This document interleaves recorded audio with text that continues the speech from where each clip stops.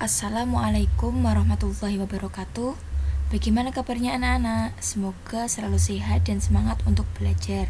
Pada pagi hari ini kita akan belajar mengenai tema objek IPA dan pengamatannya. Pada minggu kemarin kita sudah belajar mengenai pengamatan ilmiah, sedangkan pada pertemuan kali ini kita akan memperkuat pelajaran kemarin dan juga akan membahas materi baru, yaitu gejala alam dan juga komponennya. Nah, tahukah kalian, bumi yang kita tinggali merupakan laboratorium alam yang sangat luas.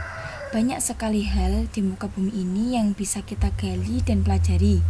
Misalnya yaitu fenomena adanya hujan.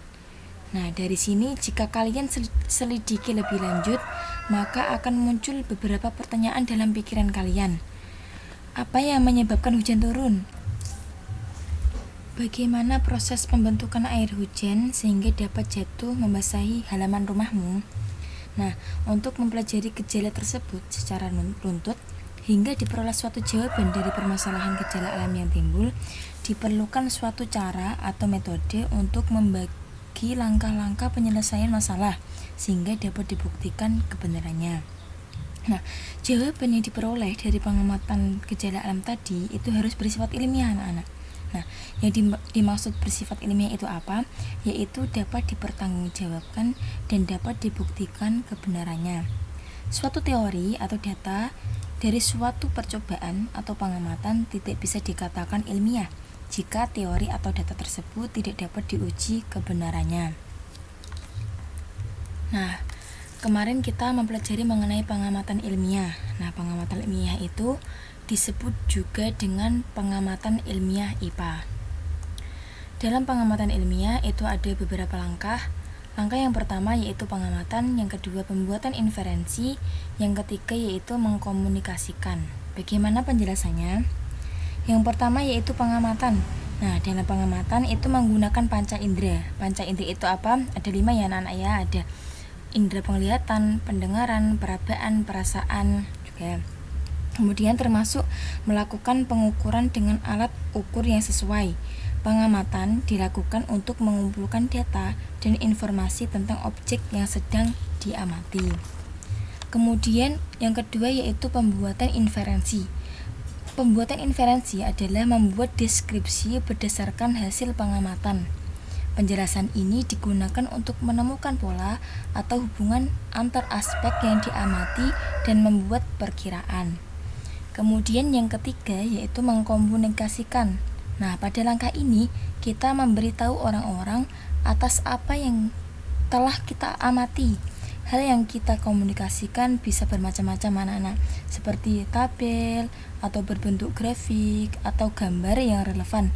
Dalam mengomunikasikan bisa juga melalui video dan juga tulisan.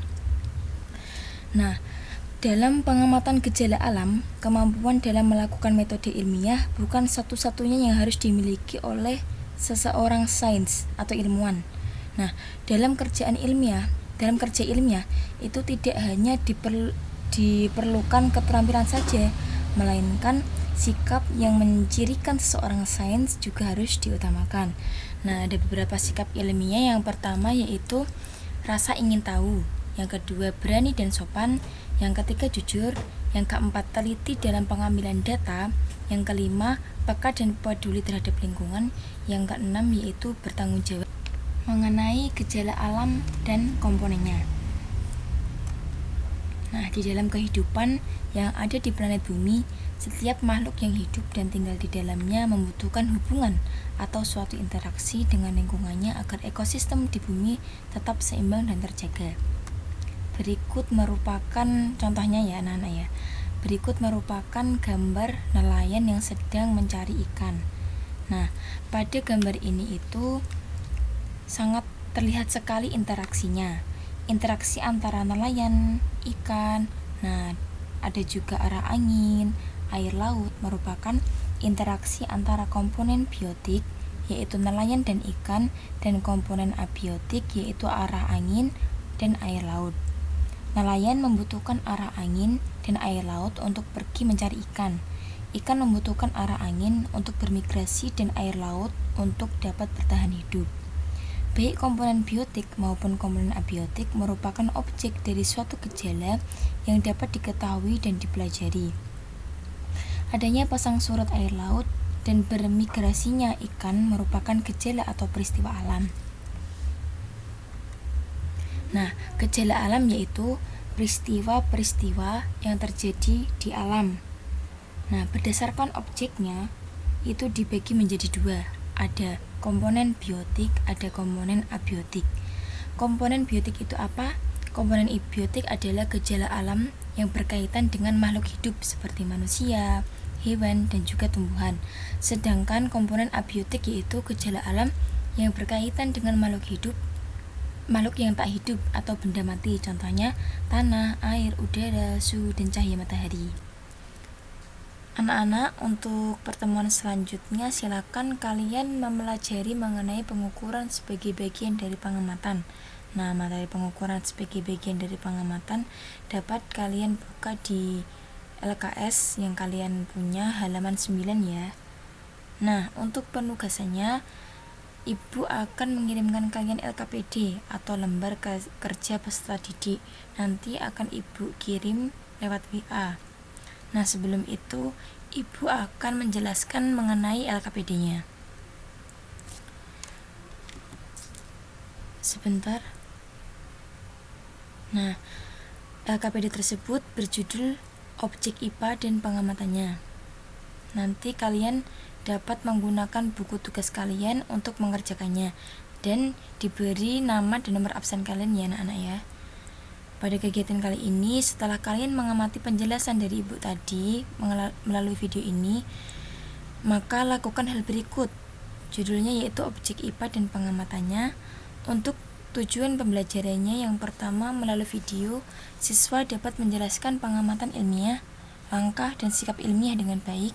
Kemudian tujuan yang kedua yaitu melalui media gambar, siswa dapat menganalisis gejala ilmiah dan pembagiannya dengan tepat.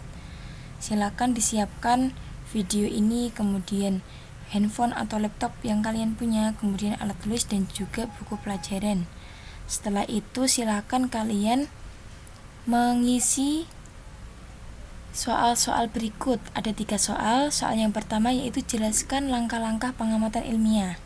Kemudian yang kedua sebutkan 3 contoh gejala alam biotik dan abiotik. Dan yang ketiga yaitu sebutkan sikap ilmiah yang harus dimiliki oleh saintis.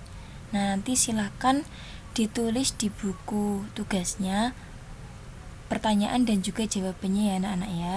Nah, untuk pengumpulannya bisa dikumpulkan melalui WA dengan mengecat Ibu ya. Nah, untuk deadline-nya atau batas pengumpulan akhirnya itu pertemuan selanjutnya. Cukup sekian dari Ibu. Kurang lebihnya Ibu mohon maaf, semoga bermanfaat. Assalamualaikum warahmatullahi wabarakatuh.